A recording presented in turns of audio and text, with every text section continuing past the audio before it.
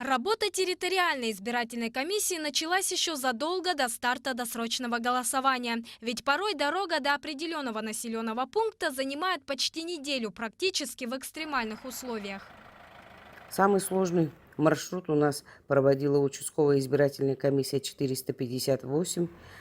Они выезжали с 23 по 27 июня, были в пути 5 дней. Ездили они на тракторе, охватили и проголосовало на этих участках 53 человека.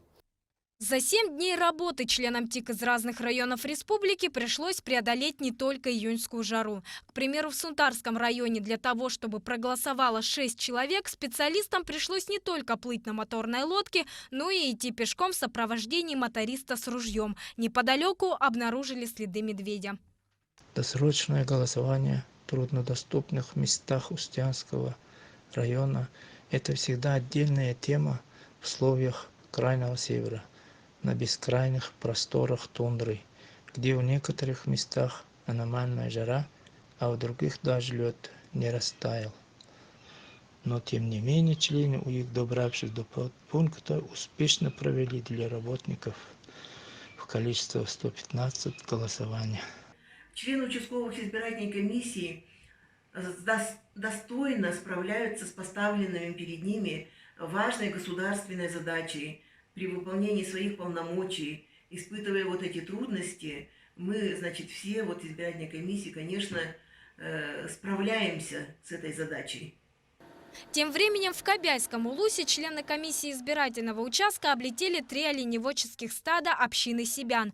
Благодаря им смогли проголосовать работники участков недропользователей Чачумбал-1 и 2, а также Чора.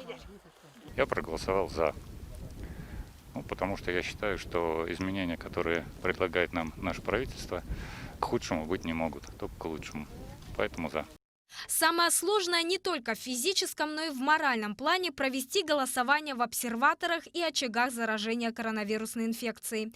Так, благодаря работе членов избирательной комиссии в обсерваторе Сосновый Бор смогли проголосовать 32 человека. Сам процесс голосования занял порядка 7 часов.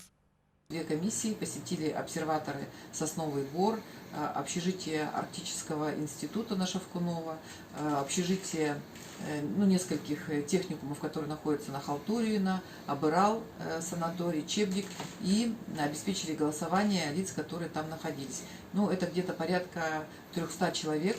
Находящиеся там больные, они проголосовали.